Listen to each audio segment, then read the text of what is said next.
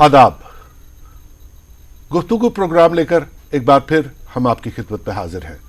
जैसा कि आप जानते हैं, इस प्रोग्राम की मार्फत हम आपकी मुलाकात करवाते हैं ऐसी शख्सियात के साथ जिन्होंने ज़िंदगी के किसी न किसी शोबे में एक ख़ास मकाम हासिल किया है, अपनी एक पहचान बनाई है। आज इस प्रोग्राम में हम आपकी मुलाकात करवाएंगे पंजाबी के मशहूर व मारूफ अदीब, कहानी लेखक खालिद हुसैन साहब के साथ। खालिद साहब, आप हिंदुस्तान में भी उतने ही मकबूल हैं, पाकिस्तान में भी उतने ही मकबूल हैं। दुनिया के जिस किसी हिस्से में पंजाबी से लोग मोहब्बत करते हैं, पंजाबी पढ़ते हैं, वो आपकी कहानियों को पसंद करते हैं और आपकी कहानियों पे बातचीत करते हैं। उस पर कितने रिसर्च पेपर्स लिखे गए हैं, कितने मकाले लिखे गए हैं, लेकिन शुरुआत तो कहीं ना कहीं से हुई होगी। जी। 1947 का जो दर्दनाक हादसा हुआ हिंदुस्तान और पाकिस्तान में, जिसमें लाखों लोग अपने घरों से उजड़ गए और लाखों लोगों की जान गई, और मुझे लगता है हमारे इस खित्ते में इससे बड़ा कोई दर्दनाक हादसा नहीं हुआ, और उसके शिकार आप भी रहे हैं। जी। तो उस दर्दनाक हादसे से शुरू करते हैं कि वो कैसे, आप गालिबन 2-2.5 साल के थे तब। जी जी जी। देखिए कोल साहब, ये 1947 का जो हादसा है, या जो घिनौना जो वो दौर था जी, उसके लिए सियासत जिम्मेदार है जी। उसके लिए धर्मी या अधर्मी हमारे जो नेता लोग थे वो जिम्मेदार हैं इसके लिए। और सियासत ने, यानी कोई जिसे कहते हैं कंस्ट्रक्टिव सियासत कोई नहीं चलाता। सियासत नाम ही झूठ का है, और सियासत नाम ही एक दूसरे को कैसे हमने नीचे लगाना ये है। यही वजह हुई कि एक मुल्क, एक तहजीब, एक कल्चर, एक नस्ल के रहने वाले मज़हब के नाम पे तकसीम हो गए जी। और तकसीम भी ऐसे हुए कि 10 लाख आदमी मार दिए। 10 लाख इंसान मरे हैं। मेरी नज़र में हिंदू नहीं मरा है, ना कोई मुसलमान मरा है जी, इंसान मरे हैं जी। 2 करोड़ से ज़्यादा लोग जो हैं वो एक खिते से दूसरे खिते में आ गए, सिर्फ किस वजह से? इसी मज़हब की वजह से जी, है जी। अगर ये बीच में ना होता तो कोई ऐसी बात नहीं थी। एक ही कल्चर, एक ही बढ़ के एक ही नस्ल, जी, सभी आर्या लोग हैं। जी, जी, जी। तो फिर ये क्यों हुआ? तो इसके पीछे सियासत थी, वो हुआ। इसमें मैं ये नहीं कहूँगा कि ज़्यादती हिंदुओं ने की या ज़्यादती मुसलमानों ने की, ज़्यादती सब ने की। सब उसका शिकार हुए। औरतों का अगर अगवा हुआ तो सबका हुआ जी। किसी एक ख़ास का नहीं। तो लिहाजा वो एक काला बाप था, उस पर जितनी कम बात की जाए तो। लेकिन यह है कि उसका वो जो दर्द जो भी कुछ लिखा गया उसमें, चाहे कृष्ण चंद्र ने लिखा, चाहे मंटो ने लिखा, चाहे खुशवंत सिंह ने लिखा, चाहे बंगाल के राइटरों ने लिखा, जिन जिन के साथ ये बीती, या जम्मू के लोगों ने लिखा, तो उन्होंने अपने वो जो दुख था, वो जो कहानियाँ थी, वो उन्होंने जो बयान इस तरीके से की कि लोगों में ये बात जाए कि यार ये काम मत करो, ये मुनाफरत मत फैलाओ।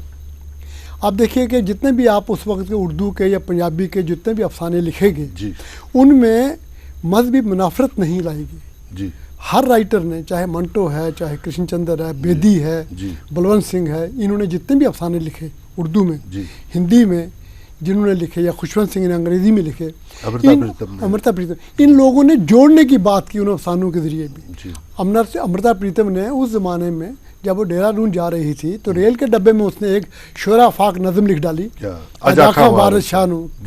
तो वो उस वक़्त भी उन हालात में वो नेहरू का आवाज़ नहीं दे रही है, ना जिन्ना को दे रही है, ना किसी और, वो वारिस शाह का आवाज़ दे रही है, जो कि एक सिंबल है उस यूनाइटेड पंजाब का, जिसने जो एक उसके कल्चरली असास है जी, उसका आवाज़ दे रही है। खालिद साहब, उन 10 लाख लोगों में जिन्होंने अपनी जान गंवाई इस हादसे में, उनमें आपके खानदान? हाँ, मेरा सारा ख़ानदान उसी शिकार हुआ, उसी नफ़रत का, उसी तकसीम का वो भी शिकार हुआ। और हम लोग उधमपुर से माइग्रेशन करके जम्मू आ गए जी।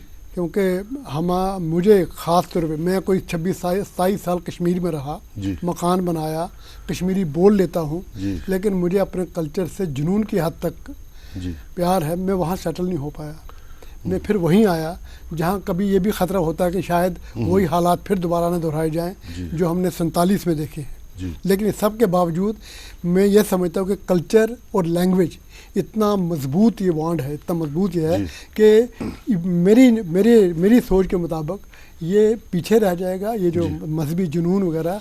लेकिन ये जो इस अगर ये मजबूत कड़ी ना होती कल्चर की और लैंग्वेज की तो बांग्लादेश अलग नहीं होता। जी ठीक है जी। तो ये मेरा मानना है कि भाई हम एक हैं, हमें एक रहना है, चाहे आप पाकिस्तान का नाम लें चाहे हिंदुस्तान का। आप भी वहाँ गए हैं पाकिस्तान में कई बार, मैं भी गया हूँ कई बार।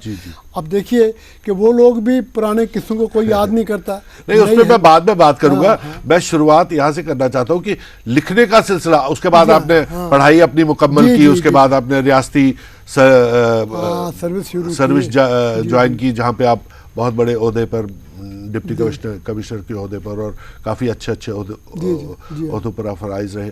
वो लिखने का सिलसिला आप कैसे शुरू? वो जो महरूमियाँ, बेबसी, वो जो यतीमी की मार जो बचपन में मैंने सही, क्योंकि घर में मेल मेंबर कोई नहीं था, तो वो जो मेरी माँ कपड़े सीती थी, मेरी माँ पेंशन जो बाप की आती थी, वो कुसुम पुरसी के हालात, बेबसी के हालात, उन चीज़ों ने मेरे अंदर के उसको खालिद हुसैन को ना एक वो झंझोड़ता रहा, वो सारे हालात झंझोड़ते रहे, वो एक अंदर पलता रहा, वो सारा जो कड़वापन था वो अल्टीमेटली फिर वो मेरे अफसानों के ज़रिए बाहर निकला।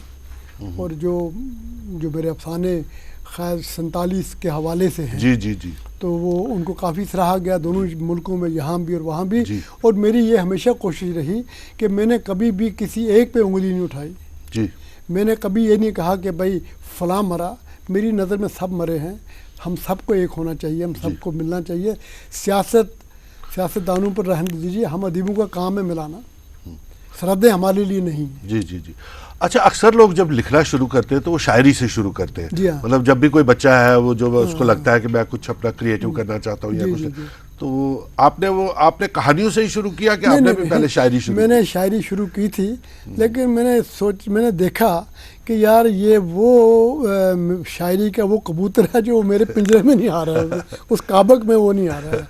यानी कि उसमें जो औज़ान और जो इसमें लय और संगीत का जो, हालांकि मैं आपको ये बताऊं कि मैंने सबसे ज़्यादा शायरी पढ़ी है।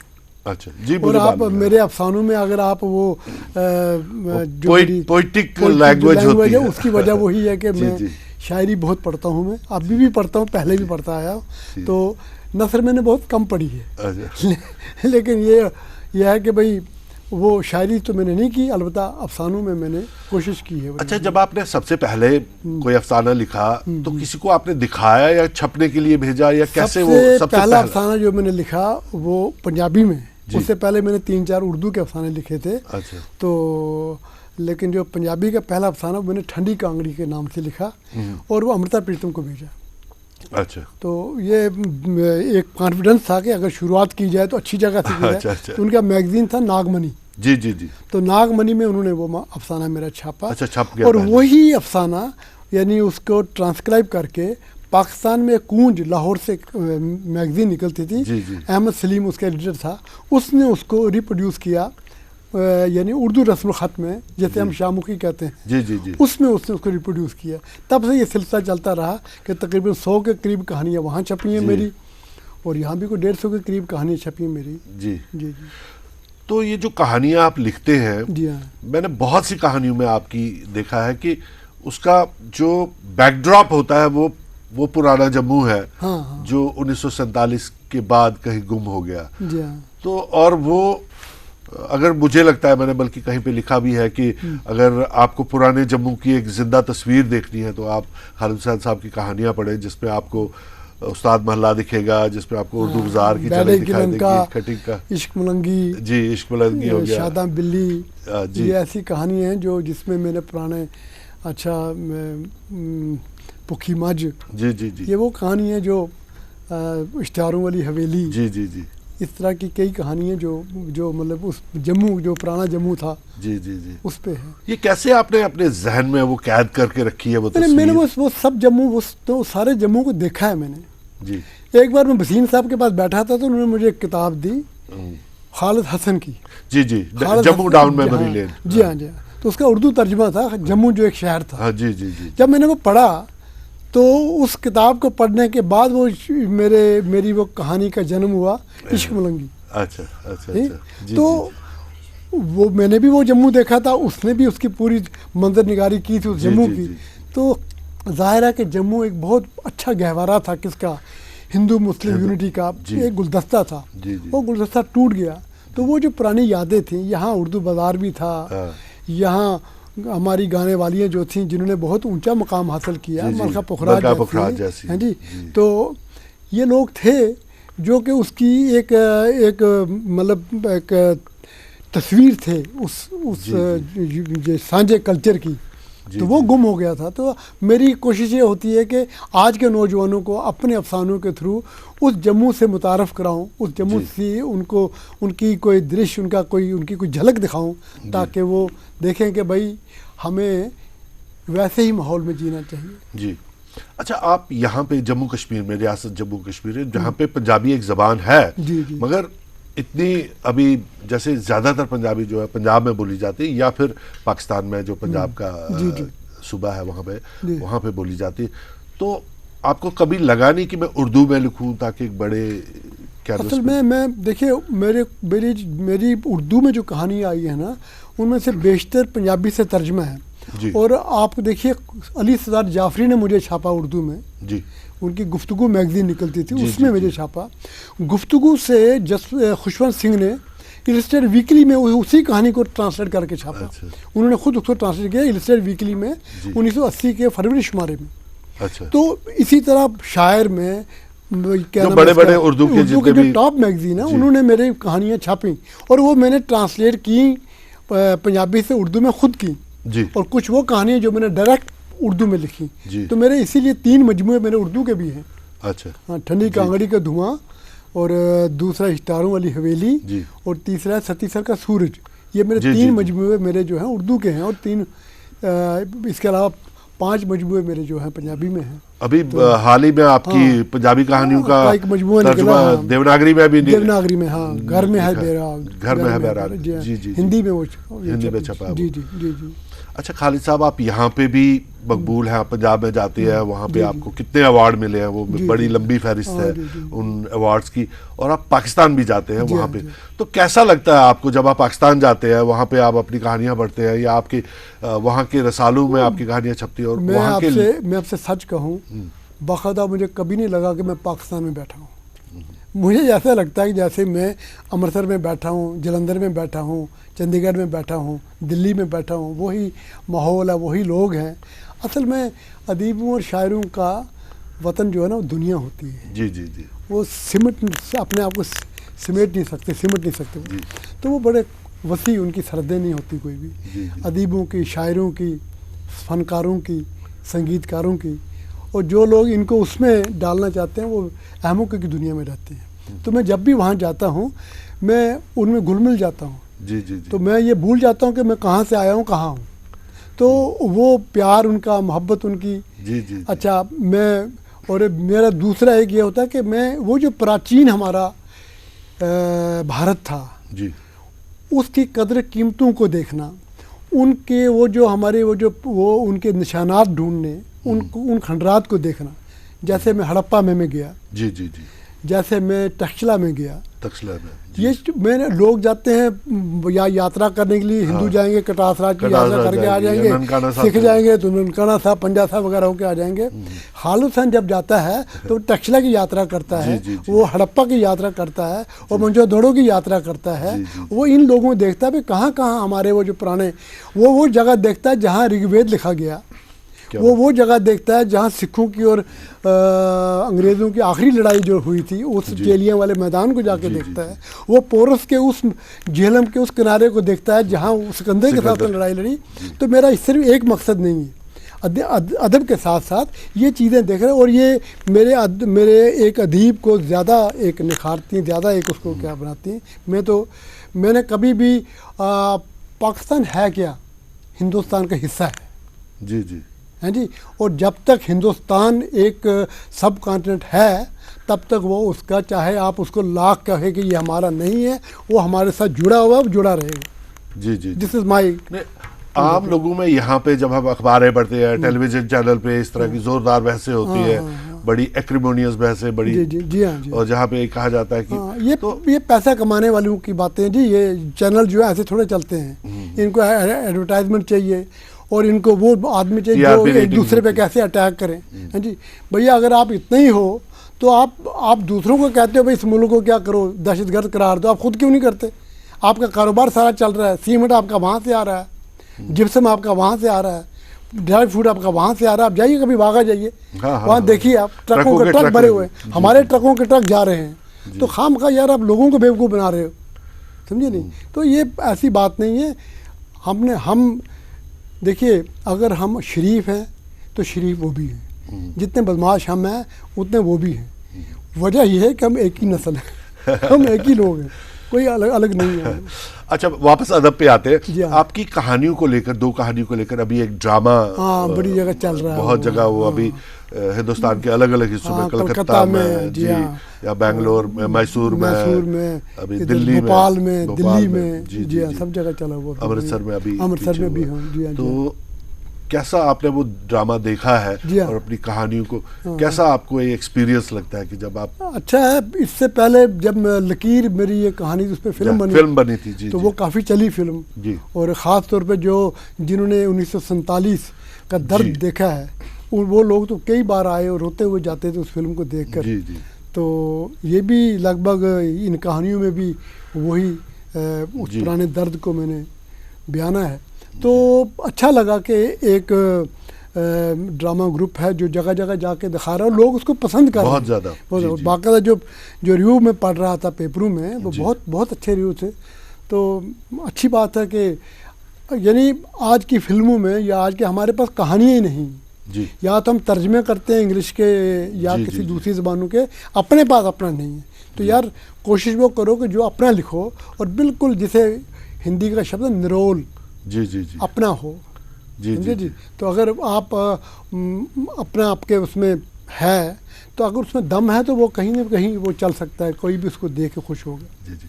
खालिद साहब, एक और आपकी पर्सनैलिटी का एक और पहलू ये है कि आप बहुत सारे प्रोग्राम ऑर्गेनाइज करते हैं, जैसे यहाँ पे आपने जश्न फैज ऑर्गेनाइज किया, आप निदा फाजली साहब को लेकर पुंछ चले गए, या बशीर बदर को लेकर आप पुंछ गए। मतलब ये क्या शौक है आपको कि अदीबों से मिलके बैठना? या मैं अर्ज करूँ, सबसे बड़ी बात यह है कि मैं संगीत का बड़ा शौकीन हूँ जी, और सबसे ज़्यादा पंजाबी फोक म्यूज़िक का। मेरे पास इतना कुछ पड़ा हुआ है पंजाबी फोक का कि शायद यहाँ जम्मू में किसी के पास हो जी। तो मैं तो आशिक हूँ पंजाबी संगीत का, और ख़ास तो पंजाबी संगीत का, पुरानी फिल्मों के गीतों का जी, गज़लों का जी। तो एक तो ये, फिर अच्छे शायर जो हैं, अच्छी शायरी क्या है जो आपने सुनी, यहाँ में 2 मिनट के लिए बैठी, फिर उसके बाद दिल में जाके दिल की बुगनी में जाके बंद हो गई। हाँ।